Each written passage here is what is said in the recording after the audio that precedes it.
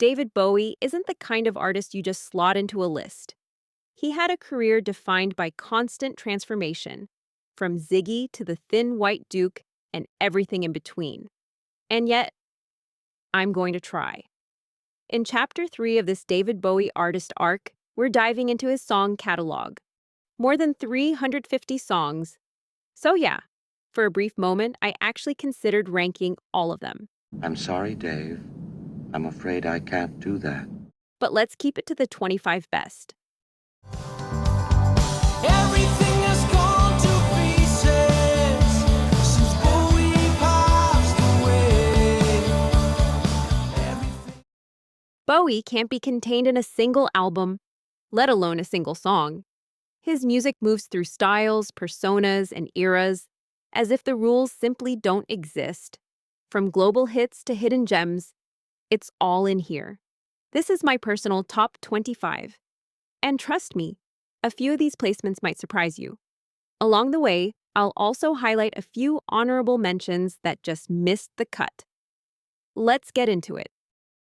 Kicking things off at number 25, Bowie Brothers. We open this list, or actually close it, with the final track from Hunky Dory, which for me is Bowie's first truly brilliant album. Bowie Brothers is an intriguing, almost disorienting song. Over 5.5 minutes, it slowly builds a mood that becomes increasingly intense and elusive. The verses have a storytelling quality to them, almost something you might later hear in Bruce Springsteen. But the real power lies in that unexpectedly soaring melody that cuts through it all. A strange one, maybe, but a strong way to begin. Coming in at number 24, Warsaw. We dive straight into Bowie's Berlin period, even though this track was technically recorded in France. While the B-side of Low is largely made up of instrumentals, here we actually hear Bowie sing, in a made-up language. And somehow, it still lands completely. It still hits you. Warsaw feels like a frozen moment, an empty gray cityscape where the emotion lingers just beneath the surface. You can almost picture late 70s Berlin as you listen. At number 23, I Can't Give Everything Away. A lot of people tend to overlook just how strong the final phase of Bowie's career really is. It's exactly there that his songs become more personal, more introspective, and at times, more confronting. In I Can't Give Everything Away, Bowie isn't just looking back, he's also looking ahead. He's face to face with his own mortality.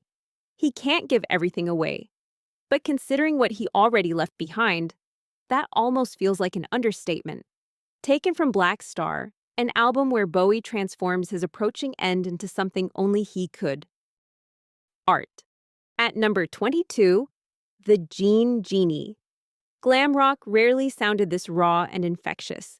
Taken from Aladdin's Sane, and without a doubt the most well-known track on that album, but far from the only one worth your time.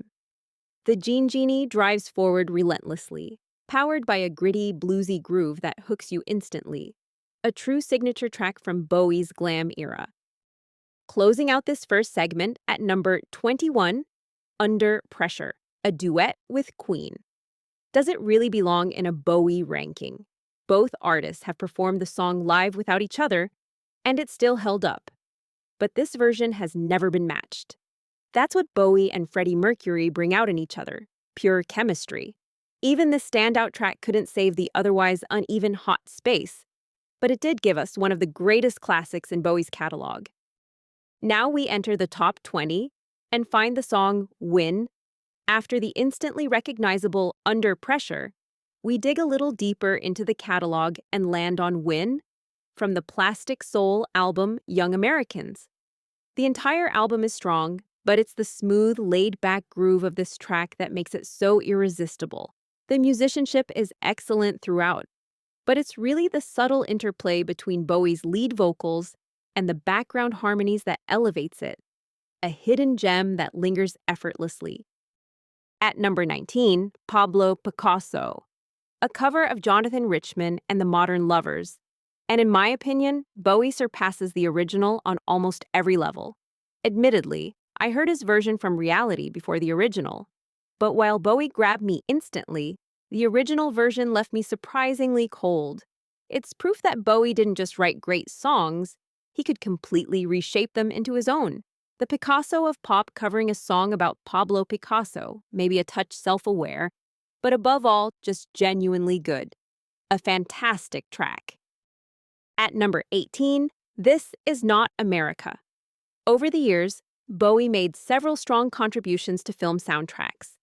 And while songs from movies like Absolute Beginners, Labyrinth, and The Buddha of Suburbia didn't make this list, this one truly stands out. This Is Not America, taken from The Falcon and the Snowman, leaves a lasting impression. The collaboration with the Pat Metheny Group is subtle and immersive, and reveals a side of Bowie that fits perfectly within the atmosphere of the 80s without ever being consumed by it. Quite possibly one of his strongest moments from that decade. At number 17, The Stars Are Out Tonight. After 10 years of silence, Bowie seemingly returned out of nowhere with The Next Day, a surprise release that immediately made it clear he was far from finished. The Stars Are Out Tonight is one of the most infectious moments on the album. Driven by roaring guitars and a tight, propulsive rhythm, the track builds an energy that's hard to resist. One of many highlights on an album that reaffirmed the strength of his comeback. Closing out the segment at number 16, Starman. We're staying in the realm of stars as Bowie's glam era fully emerges here with this stunning track. Taken from the magnum opus, The Rise and Fall of Ziggy Stardust and the Spiders from Mars. For many fans, the definitive Bowie album.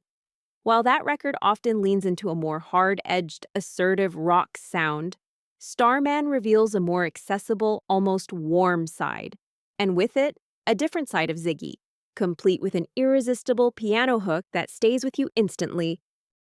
At number 15, Suffragette City. We're sticking with the Ziggy album, but shifting up a gear right away. Suffragette City is a full-blown glam rock stomper, with a touch of soul, a ripping piano, and an attitude only Ziggy could carry. It sounds raw, dirty, and above all incredibly catchy, one of the absolute standouts on the record. At number 14, Dollar Days. Blackstar is a heavy, almost inescapable album, steeped in the sense of Bowie's approaching end. And it's precisely within that weight that some of its most beautiful moments emerge. I'm dying to. He sings it with audible fragility, as if every line carries its own weight. Maybe that also explains why songs like this hit me so deeply. Dollar Days, and really the entire album, took on a different meaning for me after Bowie passed away shortly after its release. From that moment on, everything landed harder. When you know death is closing in, and you choose to devote your final days to your art, that's what makes a truly great artist. At number 13, Bring Me the Disco King. We're staying in more obscure territory, the deeper waters of Bowie's catalog. The closing track of Reality, a jazzy piano part carried by a slow, dragging shuffle, slow, dark, and imposing. Feed Me No Lies. I don't know about you. A line that lingers without ever fully revealing itself. A mysterious track that gradually unfolds, yet never completely gives itself away. At number 12, Lazarus. We return to Blackstar with perhaps its most haunting moment. Look up here. I'm in heaven. Rarely has Bowie sounded this vulnerable, this direct. In Lazarus, the confrontation with death is no longer abstract, but unmistakably present. And yet, within that weight, there's something comforting too. The music endures, an intense and deeply moving highlight, both of the song and the album. Just missing out on the top 10 at number 11, Aladdin Sane. We jump back to the 1973 album, where the title track stands as one of Bowie's most intriguing compositions. The piano takes center stage, and halfway through it derails into a wild, almost chaotic free jazz passage. What's remarkable is how Bowie manages to fuse that avant-garde moment with a strong, almost classic pop chorus. He deliberately lets the song veer off the rails, only to bring it fully back under control. And all of that within 5 minutes. Before we reveal the top 10, a few honorable mentions. Bowie's catalog is simply too vast and too rich to be contained in just 25 songs. So this is our way of briefly shining a light on a few essentials. Letter to Hermione from the album Space Oddity is a beautiful, understated folk song that highlights Bowie's acoustic side, a side he would later explore less prominently, especially during his glam rock period and the more experimental phases that followed. Subterraneans feels like the sibling of Warsaw, sharing that same haunting, almost claustrophobic atmosphere. While side A of Low still features short, sharp pop songs, side B takes a completely different direction, more abstract, almost ambient. Here, the influence of Brian Eno is unmistakable, as Bowie moves far away from the traditional song format. Fame from Young Americans is irresistibly funky, with a slightly teasing vocal that perfectly matches the underlying irony. Because Bowie shifted style so quickly, his Plastic Soul period often gets overlooked, while this album clearly shows just how convincing he was within that sound. Golden Years, From Station to Station, is perhaps the most accessible moment on an otherwise fairly heavy album. Carried by its groove and soul influences, it immediately feels lighter and more direct, a track that slips in effortlessly and reveals another side of Bowie. Let's Dance, from the album of the same name, is Bowie's big 80s hit. Less adventurous than his earlier work, but irresistible as a pop song. And let's be honest, how many tracks can you name that feature both Nile Rodgers and Stevie Ray Vaughan on guitar?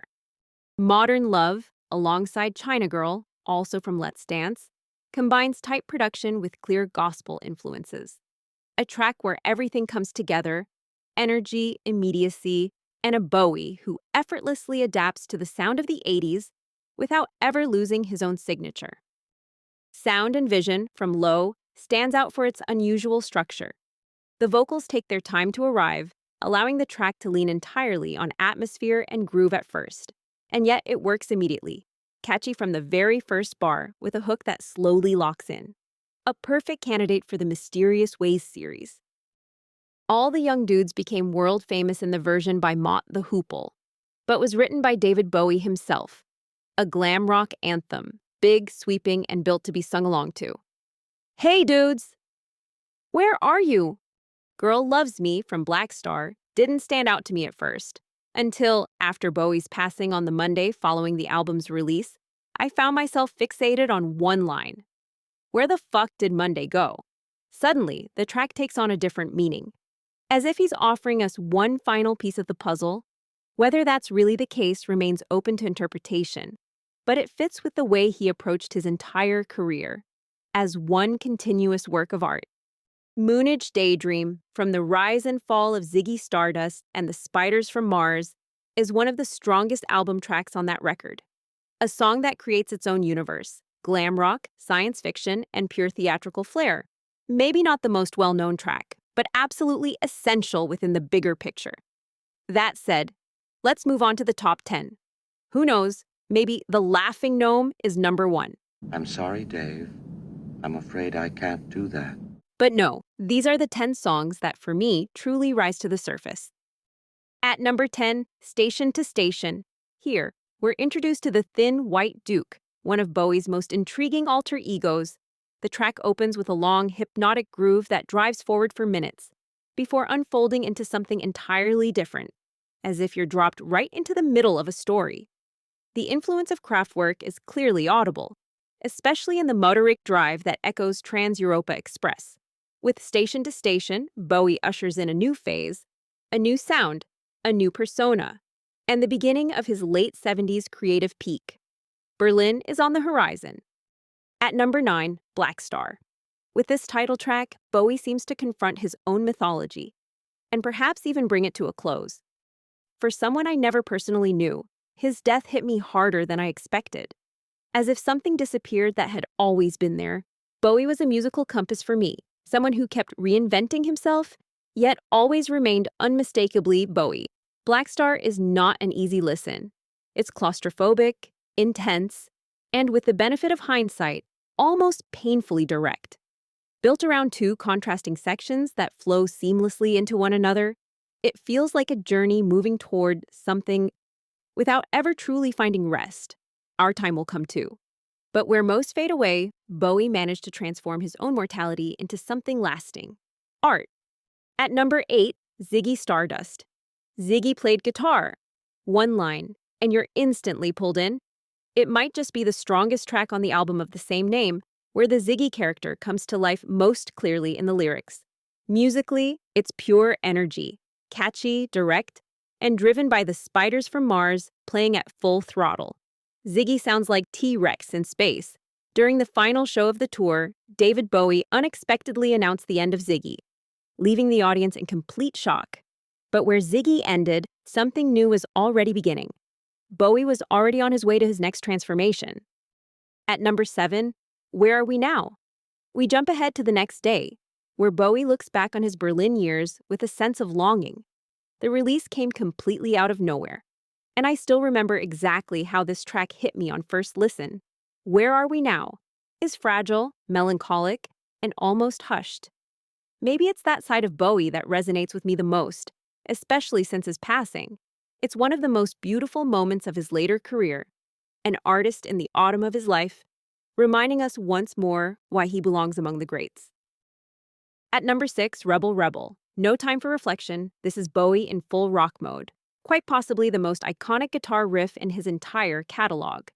After Aladdin Sane, Bowie moved into Diamond Dogs, an album heavily influenced by George Orwell's 1984, dark, raw, and ominous.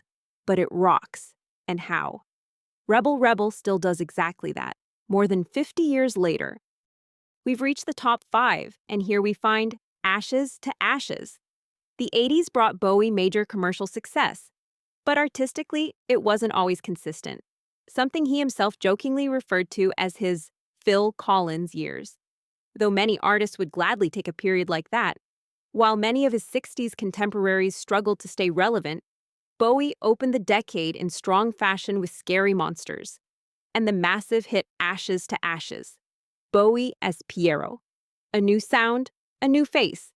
And yet he's also looking back to Space Oddity and the return of Major Tom, a bridge between past and future, exactly where Bowie is at his best.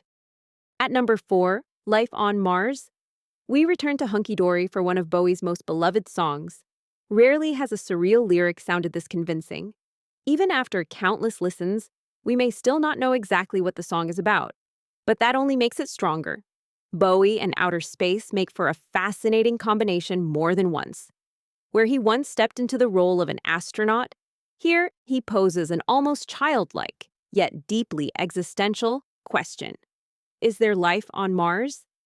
And yet it never sounds like science fiction. Instead, we get a lush, almost Baroque pop song, carried by a grand arrangement that elevates it into something timeless, completely unique. At number 3, Changes. We stay with Hunky Dory, but now arrive at what may well be Bowie's most defining song. While putting this list together, one question kept coming back. Which song defines David Bowie? Not an easy question, precisely because he kept reinventing himself. Changes feels like the most logical answer. Here, you hear an artist who has found his form, only to let go of it immediately and start all over again.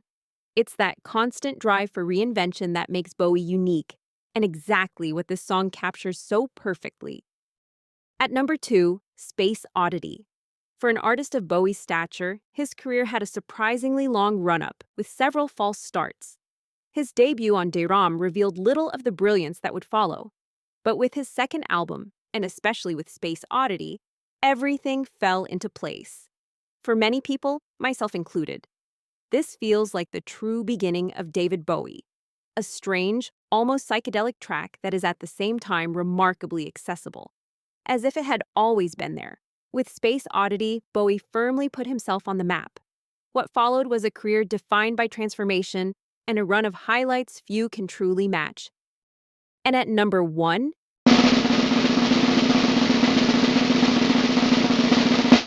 Heroes, a song that transcends itself, one that became greater than the sum of its parts, and in the end, no longer belonged to Bowie alone, but to everyone. A song about two ordinary people by the Berlin Wall who can be heroes for just one day. Everything comes together here. The atmosphere, the build, the intensity in Bowie's voice. It's raw, at times even grim. and yet it radiates an almost unshakable sense of hope. Heroes lifts you up. It makes you feel that everything, no matter how hopeless it may seem, can somehow turn out all right. That you and I can be heroes, even if just for one day. And maybe that's the essence of David Bowie, an artist who lifts you up just for a moment and lets you see the world a little differently. And that's it, my number one in this David Bowie song ranking. Putting together a list like this for Bowie is almost an impossible task, but that's exactly what makes it so interesting. What's your number one? Let me know in the comments and check out the full top 25 in the Spotify playlist. Head over to the social media pages for all updates, because I will follow you if you follow me. Thank you for watching Chapter 3 in the David Bowie artist arc. See you next time, and in the meantime, drop the needle. Press play, and remember, we're only in it for the music.